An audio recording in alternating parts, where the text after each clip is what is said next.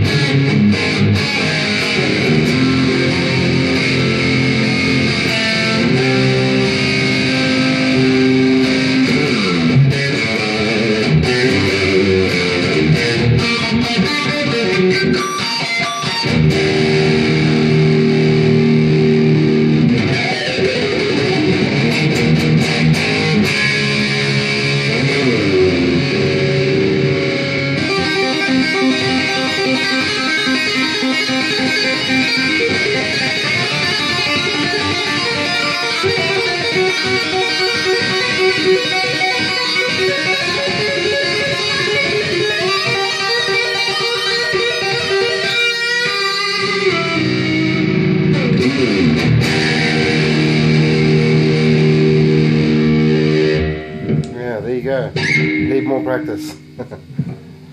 Stay tuned, I'll hopefully put up some new videos with it. But till then, a lot of practice. Alright guys, hope you enjoyed it. Cool.